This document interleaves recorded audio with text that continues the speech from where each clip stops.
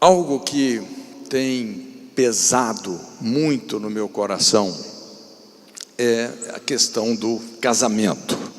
Eu sempre procuro discernir quais são as principais brechas, lacunas da nossa geração, e essa tem sido uma delas.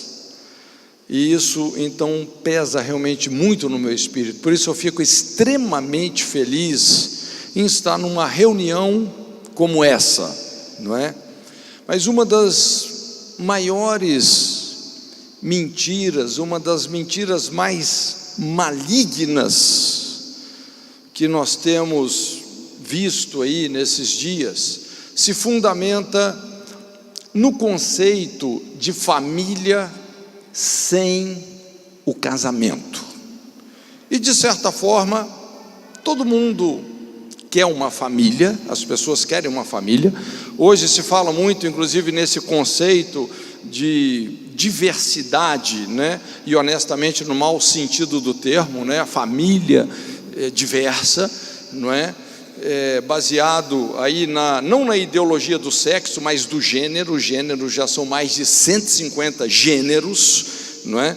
Mas essa é uma mentira extremamente maligna, que se fundamenta no conceito de família sem o casamento. Quando nós tiramos o casamento da família, nós então estamos tirando essas virtudes que, quando exercitadas, nos fazem participantes da natureza divina. Quando você tira o conceito de casamento da família, você está tirando o exercício da lealdade, da fidelidade, do respeito, da confiança, do altruísmo, da aliança, que são exatamente essas virtudes que, quando exercitadas no matrimônio, nos fazem participantes da natureza divina. É importante também entendermos que o reino de Deus caminha para uma plenitude, que é o casamento. Apesar hoje da gente ver toda uma luta contra o casamento, uma banalização do casamento, todavia o reino de Deus caminha para essa plenitude. Nós sabemos que o reino de Deus há de culminar na volta de Jesus, não é isso? O que é a volta de Jesus? As bodas do Cordeiro. É um casamento. É um casamento. Como é que eu posso saber, de uma maneira bem prática, se eu estou ou não pronto para a volta de Jesus? Como é que eu posso saber? Pelo meu casamento. Puxa vida, se eu não posso ser fiel à minha esposa, leal aos meus filhos, como é que eu vou estar nas bodas com o Cordeiro? É por isso que o profeta diz: quem suportará o dia da sua vinda? Quem subsistirá quando ele aparecer? Porque ele será como o fogo do ourives, como a potássia dos lavandeiros. E nós vamos ver que realmente é impressionante como o casamento nos purifica, nos amadurece e nos prepara realmente para tirar de nós o que há de melhor. Então eu gostaria de compartilhar com você uma mensagem simples, muito prática. Vou tentar ser bem objetivo. Eu chamo as 4 leis que determinam um casamento bem-sucedido. O meu intuito realmente é te dar fundamentos, é te dar ferramentas para que você realmente possa experimentar uma vitória tremenda, principalmente no seu casamento. O nosso casamento é responsável pela proteção dos nossos filhos sob diversos aspectos, o aspecto da sexualidade, da afetividade, da capacidade também de viver em equipe. O casamento é que espiritualmente legitimiza os nossos filhos, trazendo toda uma proteção. Então, se tem realmente algo fundamental para o sucesso de uma sociedade, é o casamento. Talvez é a principal instituição que tem poder para civilizar um povo. Civilidade tem a ver com a maneira como nós conceituamos o matrimônio. É interessante que quando Deus ordenou ao homem, não é? E eu digo a raça humana, crescei, multiplicai-vos, enchei a terra. Obviamente, então Deus estabeleceu um protocolo para isso, porque crescimento não pode ser de qualquer forma. Crescimento é uma espada de dois gumes, pode ser uma grande bênção, mas pode ser também um desastre. Então, o protocolo que Deus estabeleceu para o crescimento da sociedade foi esse, com essas palavras, Gênesis 2, versículos 24 e 25, quando a Bíblia fala assim: deixará, pois, o homem, seu pai e sua mãe, unir-se-á a sua mulher, serão os dois uma só carne. Versículo 25, o homem e a mulher, ambos estavam nus e não se envergonhavam. Então eu gostaria desse texto, eu quero tirar aqui 4 leis que estão implícitas nessas palavras, 4 leis que, quando incorporadas ao nosso estilo de vida, revoluciona o nosso casamento, a nossa família. A primeira lei vem aí pelo primeiro verbo, quando a Bíblia diz assim: deixará, pois, o homem seu pai e sua mãe. É algo interessante, porque na perspectiva divina, o casamento não começa com o verbo unir, mas começa com o verbo deixar. Antes do casamento ser uma união, ele precisa de ser uma separação. Então, aqui, o princípio que realmente salta disso, eu chamo o princípio da emancipação. Emancipação. Eu acho que todos nós entendemos o que é uma emancipação. Princípio da emancipação: deixará, pois, o homem seu pai e sua mãe. Deixar é a lei da emancipação. Nós vamos ver que todo processo de maturidade, para ser saudável, tem que ter por objetivo uma emancipação. E por isso que o casamento é um salto de maturidade. É quando você, então, você sai da dependência dos seus pais, financeiramente falando, emocionalmente falando, espiritualmente falando. Você não pode mais depender deles. Obviamente que se eles quiserem nos ajudar, maravilha, bem-vinda a ajuda, não é verdade? Não é? Nossos pais são os principais canais de bênção nas nossas vidas, mas depender, quando você casa, depender, você não pode mais. Se a ajuda vier, veio, se não vier, não veio. Nossa dependência agora está apenas no Senhor. Então, é a lei da emancipação. O que determina o sucesso de um pai em relação à criação dos filhos, o que determina o sucesso do líder em relação à formação de discípulos, não é quantos filhos ou discípulos você superprotege, mas é quantos você já emancipou para o propósito de Deus. Emancipação. Veja bem que essa é uma ordenança divina. Ele fala: deixará. Eu penso que essas coisas não acontecem aqui, mas em muitos lugares acontecem, não é? A pessoa casa e vai morar com o sogro e a sogra, vai morar com o pai e mãe, não é? Obviamente vai acabar acontecendo um incesto emocional, porque se você mora com pai e mãe, sogros e sogra, se você depende financeiramente, emocionalmente, eles vão interferir no seu casamento, na criação dos seus filhos, e no final a culpa é da sogra. Coitada da sogra, sempre sobra para ela. Mas essa lei da emancipação, gente, é poderosa, porque nós não temos que criar os nossos filhos para nós. E quanto mais você tenta paternalizar e controlar os seus filhos, mais o relacionamento adoece, mais você vai perdê-los. Deixa eu te explicar como é que Jesus, esse princípio através do processo do discipulado, ok? Quando você pega o Evangelho de Mateus, nós podemos dividir o Evangelho de Mateus em 3 grandes comissionamentos: o vinde a mim, o vinde após mim e o ide. O vinde a mim, muito conhecido, está lá em Mateus 11:28, vinde a mim todos vós que estáis cansados, sobrecarregados, eu vos aliviarei, aprendei de mim, porque sou manso e humilde de coração, e encontrareis descanso para as vossas almas, o meu jugo é leve e o meu fardo é suave. Esse é o primeiro nível da maturidade. Esse é o primeiro nível da maturidade, o vinde a mim. Como é que você sabe que uma pessoa está amadurecendo? Quando ela começa a aprender a lidar com os excessos emocionais. Você aprende a entregar sobrecarga para Deus. Isso pode parecer ser um apelo fácil, mas não é, porque sobrecarga vicia. É comum a gente ver pais querendo carregar filhos adultos nas costas, pastores querendo carregar igreja nas costas, não é verdade? Sobrecarga.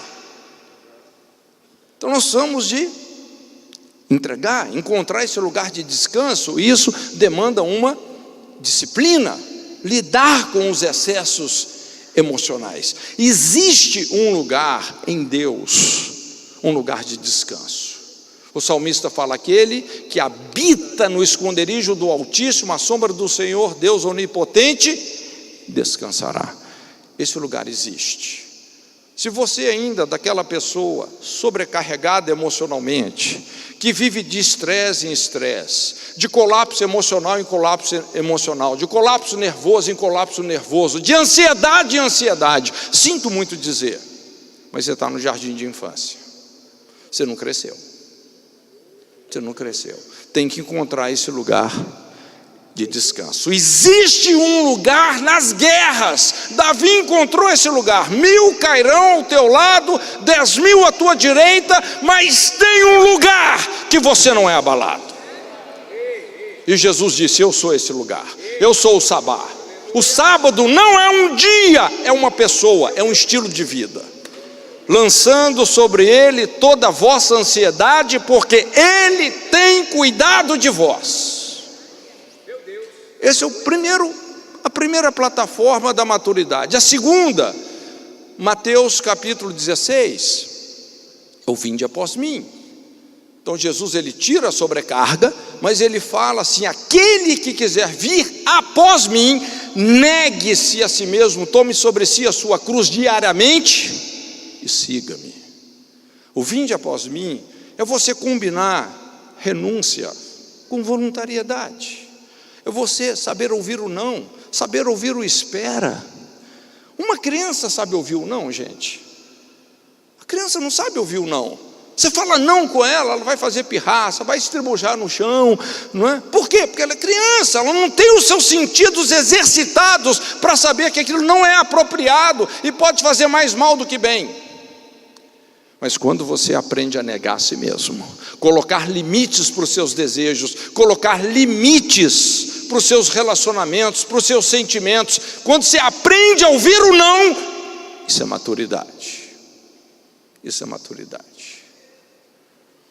Vinde a mim, vinde após mim. E Jesus não falou fique, ele falou o quê? Ide. Emancipação. Não é o fique, é o ide. A emancipação é quando nós ajudamos as pessoas a andarem com as próprias pernas, assumir as suas responsabilidades. Não confunda paternidade com paternalismo. Paternalismo é um adoecimento da paternidade. Quando você começa a superproteger os seus filhos, você vai impedir que eles amadureçam. Você vai sabotar o processo de maturidade na vida deles. Então essa é a primeira lei que realmente determina um casamento bem-sucedido, é deixará. Nós precisamos não só de deixar os nossos pais, mas criar os nossos filhos, sabendo que um dia eles vão ter que assumir responsabilidades, eles não poderão mais depender de nós. Hoje a gente tem muito essa síndrome dos adultos infantilizados, dos bebês emocionais de 90 quilos, dos crescidos que não cresceram, 40 anos dependendo de pai e mãe. Então, honestamente, nós precisamos realmente de lidar com essas questões, não é? Então, emancipação. Cria o seu filho. Desenvolve no seu casamento uma cultura, sim, de emancipar, de responsabilizar, não é? De não impedir que os filhos realmente lidem com responsabilidades, com aquela parte difícil, onde eles têm que assumir as consequências das escolhas que eles estão fazendo. Assim eles vão crescer. A segunda lei que determina um casamento bem-sucedido vem pelo segundo verbo. Fala assim: deixará, pois, o homem, seu pai e sua mãe, aí vem, unir-se-á a sua mulher. Unir-se-á. Eu gosto muito desse verbo. Assim, eu tenho também uma queda por etimologia. Etimologia é você estudar o sentido original da palavra. E esse verbo unir, ele tem um sentido no original, no hebraico, muito interessante. Significa você, aquilo que você alcança com muito esforço, ou você persistir em algo, perseverar em algo, até alcançar, unir-se-á. Ou seja, presta atenção, o sentido desse verbo é que esse unir-se-á não se dá no dia do casamento, não se dá no dia do casamento. Esse unir-se-á é um desafio a ser conquistado, e isso vai demandar muito esforço, muita coragem. Quantos sabem que unidade custa caro? Sim ou não? Unidade custa caro, não é? Esse unir-se-á tem o seu preço. Aliás, eu sempre digo que unidade é muito difícil, porque exige humildade. Não existe unidade sem humildade, sem quebrantamento, não é? E essa é a lógica realmente do casamento. Você tem que se unir, você tem que buscar realmente uma conivência profunda, um ajuste profundo com uma outra pessoa, o seu cônjuge, que tem uma natureza totalmente diferente da sua, numa aliança até que a morte se separe dela. Irmãos, veja bem, isso é proposital, não é? Quantos já perceberam que a natureza do homem é bem diferente da natureza da mulher? Se você fizer uma lista de valores, o que é importante para a mulher, o que é importante para o marido, dificilmente vai ter um ponto em comum aí, não é? Então, olha, Deus não errou nos cálculos, não houve uma falha de projeto. Essa dificuldade é proposital, porque esse esforço vai nos levar a um crescimento, a uma maturidade sem comparação, não é? Então, essa lei aqui eu chamo a lei do esforço, a segunda lei, unir-se-á, aquilo que se alcança com muito esforço. O que eu quero dizer, gente, que casamento não é para frouxo. Casamento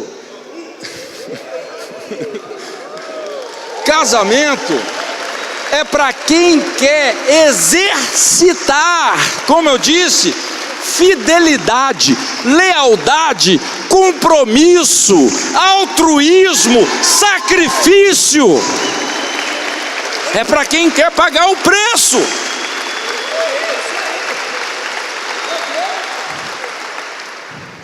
É a lei do esforço. E você pode observar que o maior desafio não está no outro. O maior desafio não está no outro. O maior desafio está em nós mesmos.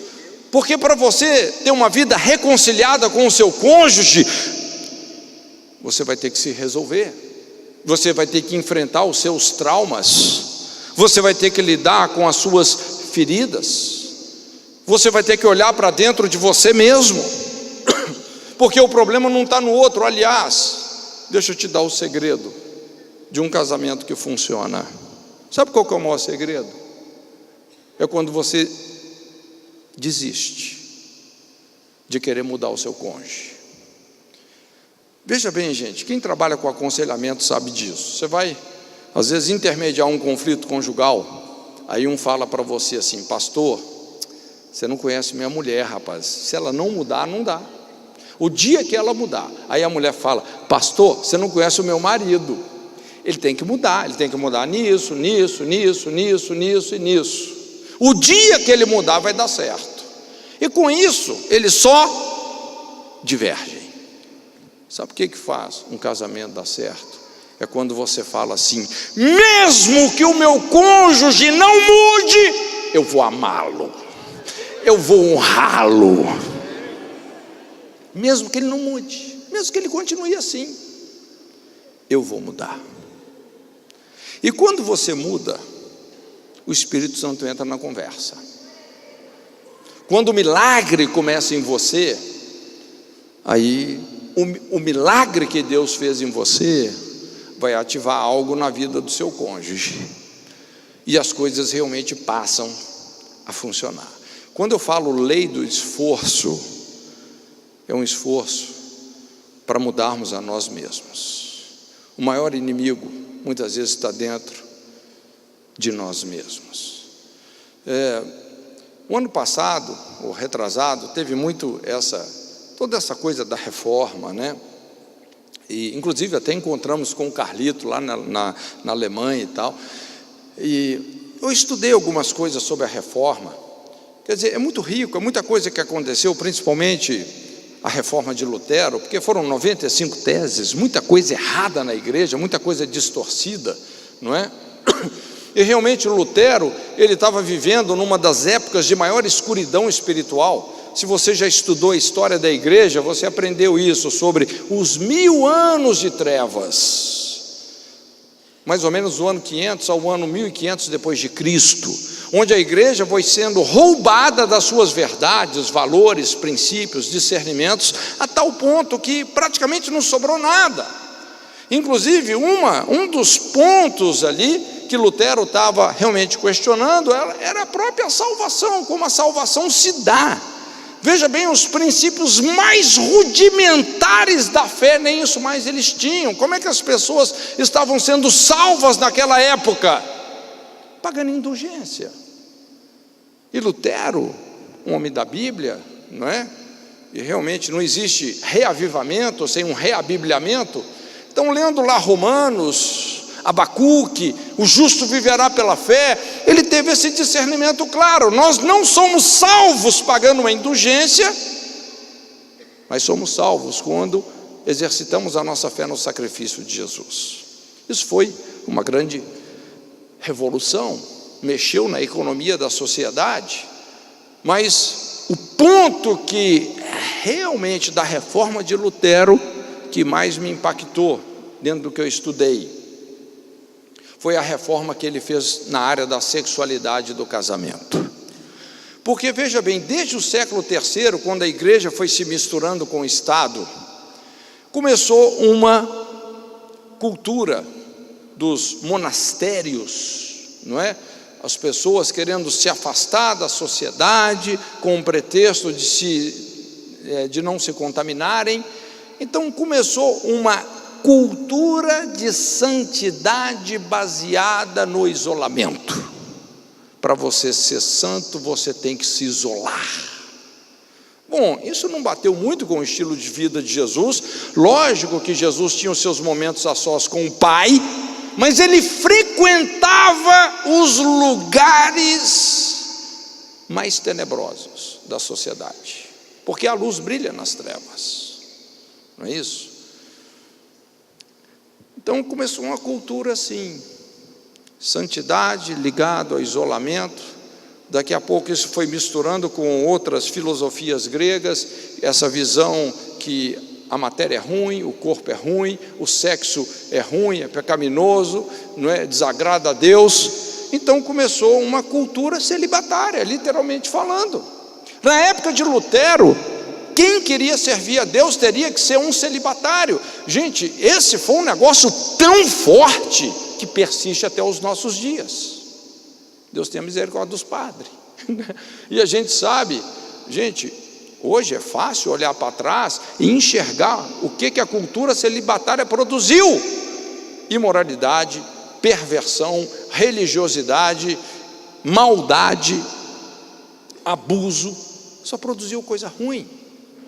Aliás, eu fico com essa coisa toda aí da Igreja Católica enfrentando tanto processo, não é? Eu fico pensando, puxa vida, por que eles finalmente não jogam por terra essa tragédia da cultura celibatária?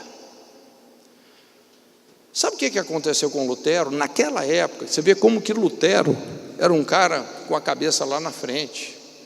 Lutero, estudando a Bíblia, ele percebeu isso, principalmente lendo aí Gênesis capítulo 2, ele descobriu ali que na verdade não eram os monastérios estavam fracassando em produzir caráter nos seus sacerdotes. Ele começou a entender: a verdadeira escola do caráter é o casamento. É o casamento. Quando Deus falou na criação, ao longo de cada dia, e viu Deus que era bom, viu Deus que era bom, viu Deus que era bom. Quando criou o homem, viu Deus que era muito bom, e de repente, disse Deus: não é bom. O que não é bom? Que o homem estivesse só. Falei, negócio de solidão, de abstinência, esse negócio está errado. O casamento é a escola do caráter. Inclusive ele se casou, começou a discipular as pessoas a partir da sua família. Quando ele era confrontado, sabe o que Lutero respondia?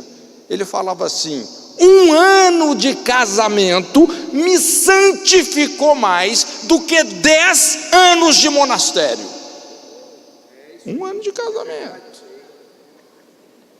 me santificou mais que 10 anos de monastério. Rapaz, quando você casa, Deus quebra o vaso. Quando vem os filhos, Deus pisa nos cacos. Não sobra mais nada.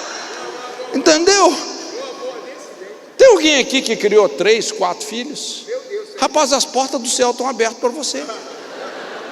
Não é à toa que a Bíblia fala que a mulher é salva se casando, concebendo, criando filhos. Gente, porque isso é uma escola poderosíssima. Uma mulher que criou 3, 4 filhos, eu vou te falar, é uma santa. Até um nível de santidade que pouca gente alcança.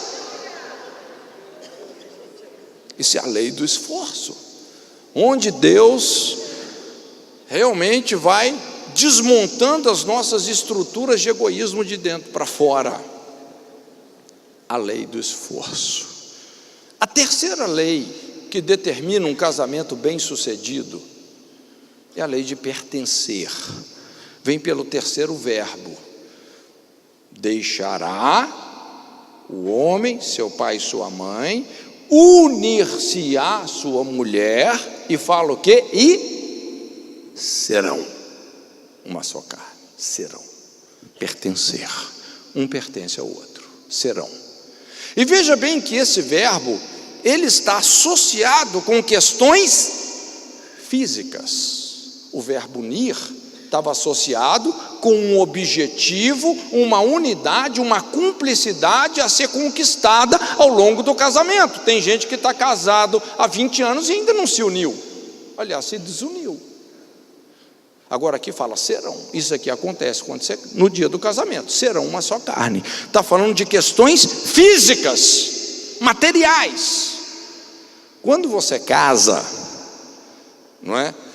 Então vai ter que haver um compartilhamento mútuo de tudo, todas as coisas físicas. Nada mais vai ser só seu. Tudo agora é seu e também pertence ao seu cônjuge. É importante você entender que a natureza de Deus é plural. Quantos entendem isso? Que o pronome que a Bíblia usa para Deus não é um pronome singular, mas é um pronome plural. Elohim, deuses. não é? A gente entende isso como a Trindade, Pai, Filho e Espírito Santo, não é? O que eu quero dizer é que quando você se casa, você começa a ter uma revelação muito mais profunda da natureza de Deus, que é uma natureza doadora, que compartilha, que não é egoísta, muito pelo contrário.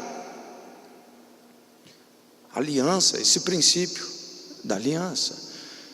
Então, quando nós casamos, nada mais vai ser só meu, tudo tem que ser compartilhado. Gente, isso é uma paulada nas nossas estruturas de egoísmo, sim ou não? Isso é uma paulada nas nossas estruturas de independência. Costumo dizer, o casamento é o grito de interdependência e morte, não é? Você vai ter que morrer para muita coisa, porque nada, o que antes você tinha que era só seu? O que era só seu? Por exemplo, sua escova de dente. Ah, pastor, não, minha escova de dente é só minha. O dia que a escova de dente do seu cônjuge está meio ruim, vai com a sua mesmo, você nem está sabendo, rapaz, né? Cartão de crédito, né? Quando fala em cartão de crédito, rapaz, dá confusão, né? Por isso que a Bíblia fala, a mulher sábia edifica a sua casa. Uma vez eu fazendo um curso, muito tempo atrás, no Haggai, lá em Maui, no Havaí, o professor falou assim, olha, os 3 pontos fracos do homem. No inglês eles falam os 3 Gs, Gold, Girls e Glory, que é dinheiro, fama e mulher. Aí ele falou, os 3 pontos fracos da mulher. Aí todo mundo falou, os 3 pontos fracos, shopping, shopping, shopping. O mall das mulheres, né? Mas o que você tem de mais particular? Na verdade não é isso, não é cartão de crédito, não é escova de dente, eu estou falando para brincar, mas o que você tem de mais particular? Tem algo mais particular que o seu próprio corpo? Sim ou não? Tem algo mais privativo que o próprio corpo? Quando você se casa, nem mais o seu próprio corpo é só seu. Paulo fala, o corpo do marido pertence à esposa, o corpo da esposa pertence ao marido. Não tem aquele negócio, estou com dor de cabeça, esse corpo não te pertence, não tem esse negócio, acabou as desculpas, é a lei de pertencer, serão uma só carne. Então isso, gente, fala de um compartilhamento mútuo de todas as coisas, fala de uma integridade. O que é integridade? Integridade é uma entrega absoluta sem reservas, porque quando você começa a estabelecer reservas no casamento, não é? Reservas. Por exemplo, se eu chego para minha esposa e falo assim, Pantera, você não pode mais olhar no meu celular. Veja bem, não é que ela fica querendo olhar o meu celular, mas se ela quiser olhar, pode olhar, não tem problema nenhum ela olhar meu celular. Mas se eu falo que ela não pode,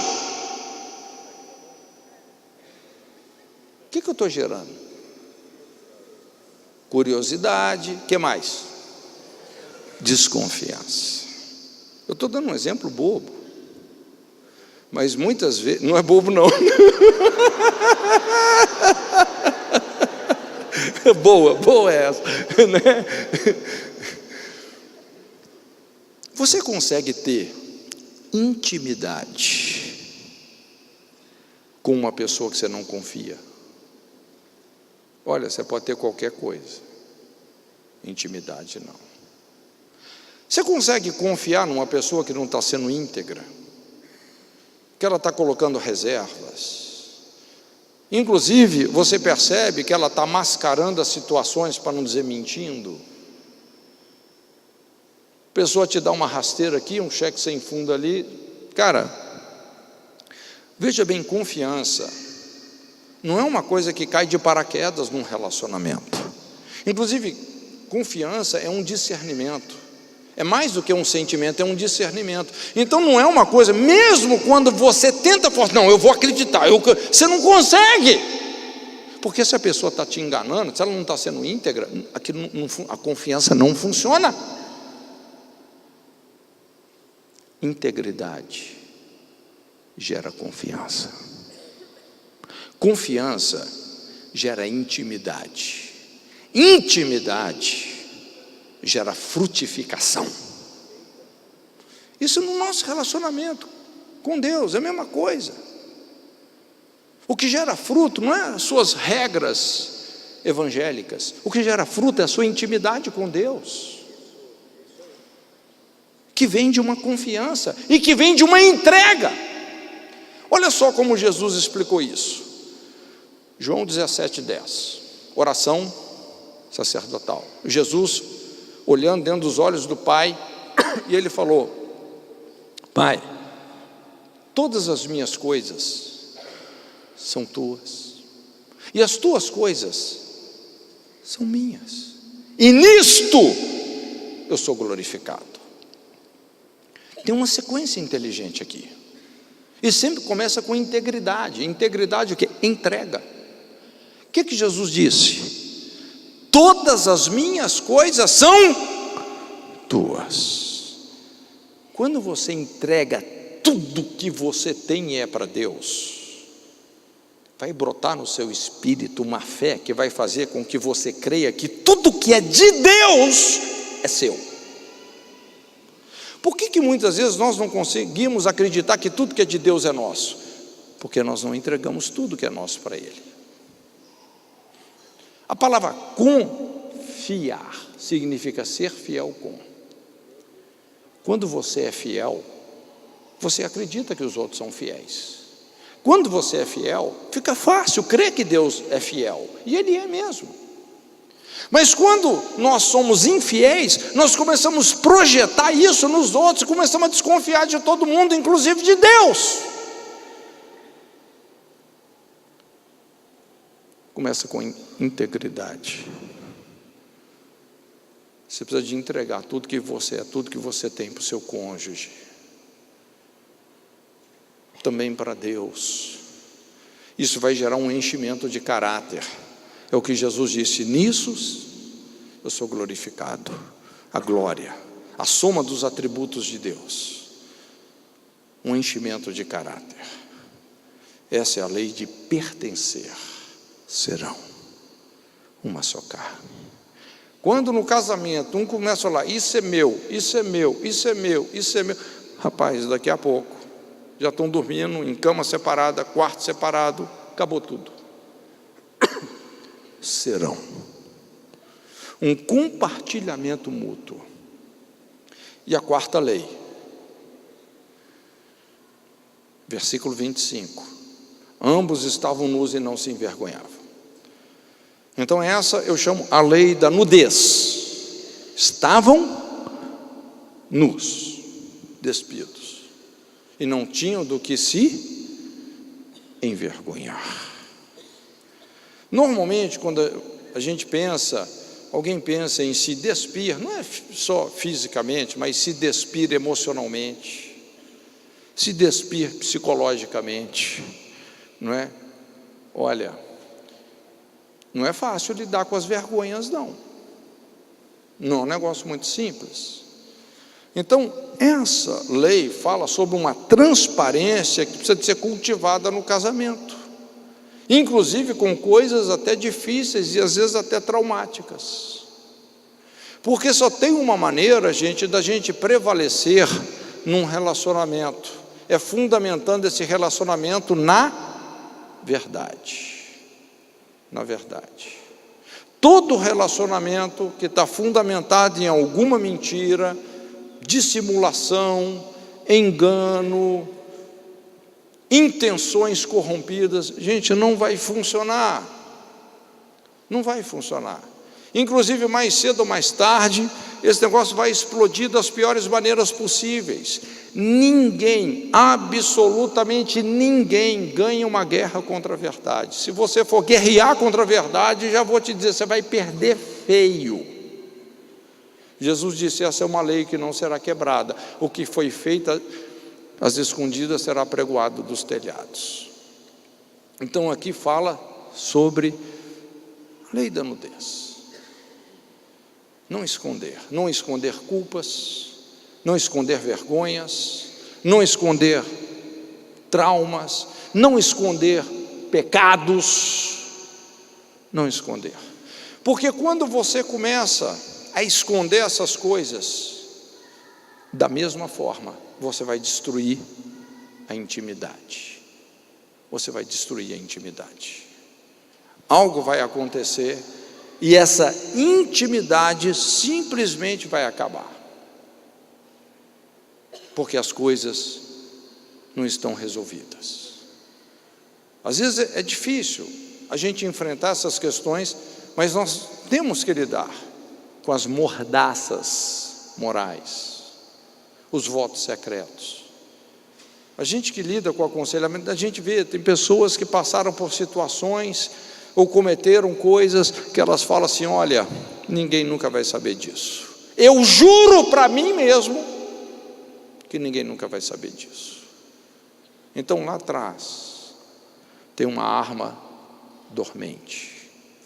Eu não sei se você entende a diferença de uma arma latente e uma arma dormente. Uma arma dormente seria uma mina enterrada num solo, por exemplo. Está lá, está dormindo, até que um dia alguém pisa e é pedaço de gente voando para todo lado. Aquilo está lá, não está resolvido. E às vezes vai ser detonado num momento estratégico do seu relacionamento, da sua vida familiar. Então esses votos secretos, gente, tem destruído. Porque, veja bem, a ordem de Deus funciona assim. O habitat de Satanás, dos seus demônios, são as trevas. Jesus descreveu Satanás como príncipe das trevas. Satanás habita nas trevas, na ignorância, na dissimulação, na mentira. Esse é o habitat dele. E se isso está no nosso relacionamento, ele está ali, porque ele é o príncipe das trevas. Funciona assim. Não adianta orar contra a treva, você não ora, você acende a luz, você fala a verdade, você enfrenta, por mais que essa verdade seja difícil para você,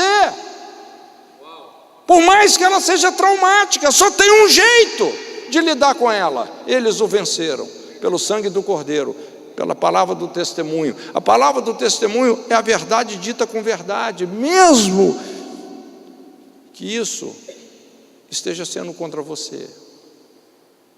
Mas é assim que a gente prevalece no tribunal de Deus. Não é encobrindo os pecados, é descobrindo os pecados. Aquele que encobre a sua transgressão jamais prosperará. Jamais prosperará. Você pode estar na igreja, ser batizado, cantar no coral, fazer parte do ministério, fazer a campanha das 7 cabeçadas na cruz. Rapaz, se você encobre o pecado, não prosperará, não adianta. Mas aquele que as confessa e deixa, alcançará misericórdia. Irmãos, não somos nós que quebramos as leis espirituais, elas é que nos quebram. É um negócio curioso, assim, infelizmente hoje,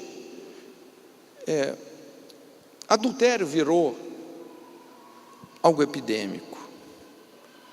Eu digo, num contexto eclesiástico, a gente atende muita situação assim.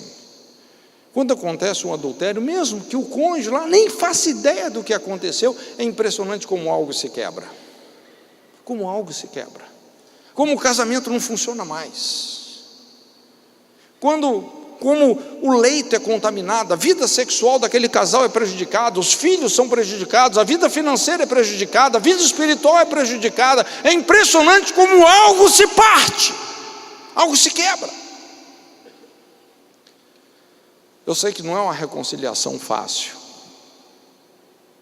É o tipo de reconciliação que eu chamo assim, cirúrgica, traumática. Cirurgia é trauma. Tem certas confissões, gente, que sangram. Mas a confissão é um princípio cirúrgico, é a ferida do médico, é uma ferida inteligente. É uma ferida proposital, é a ferida que trata da ferida. Porque tem feridas superficiais, mas tem feridas internalizadas. Se você está com 4, como é que chama esse negócio do coração lá dentro, as válvulas entupidas, rapaz, abriu o peito de uma pessoa, você pode dizer, não, mas que médico ruim, está despedaçando o cara no meio, mas é a ferida que trata da ferida, é traumático, e é impressionante como Deus restaura quando a pessoa tem a coragem para isso. É impressionante como Deus sempre tem um plano para aqueles que saem do plano. Deus não desiste de nós, não. Um exemplo bíblico disso aí, para a gente fechar, a própria história de Davi, todos nós conhecemos. E olha que Davi não era assim um cara, vamos dizer, inconstante.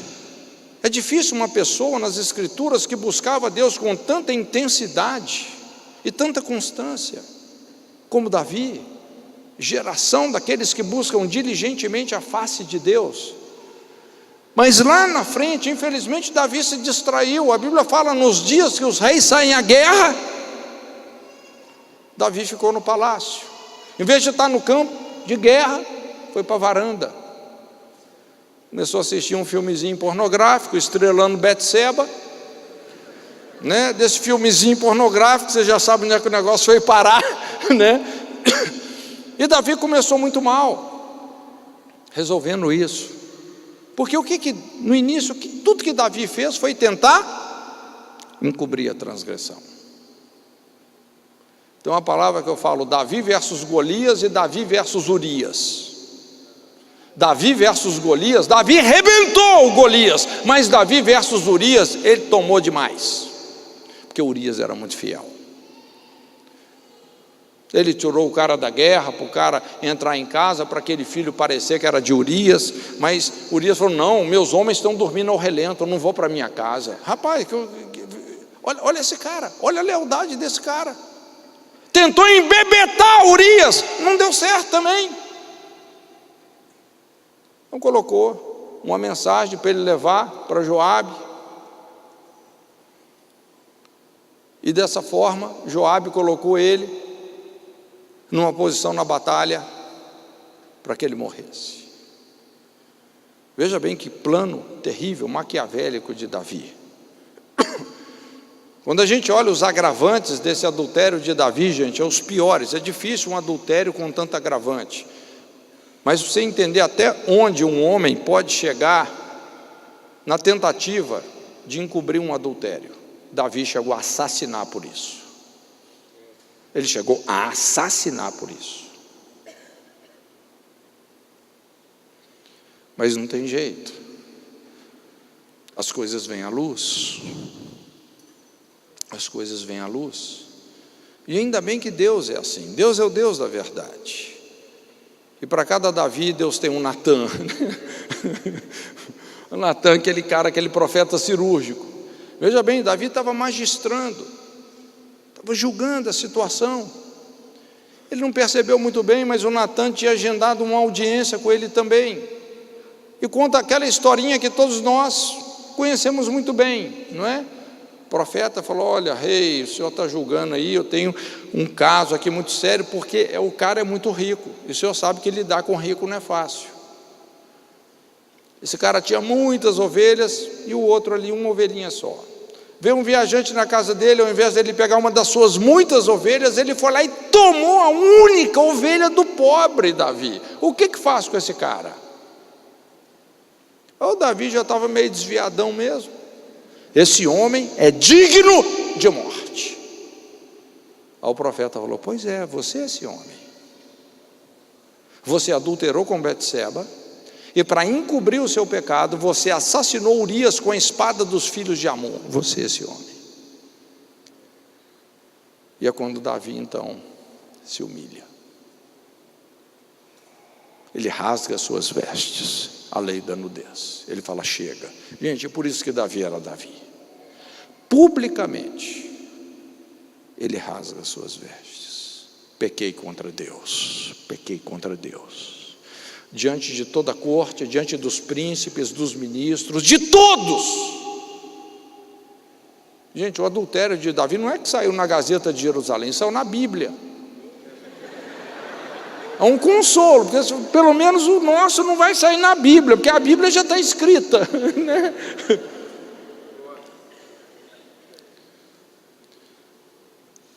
Deus levanta a saia das nações, porque se tem uma coisa que nos destrói de dentro para fora, é o pecado encoberto. Davi experimentou isso.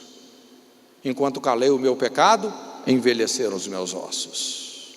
O meu bramido, o meu lamento era incessante.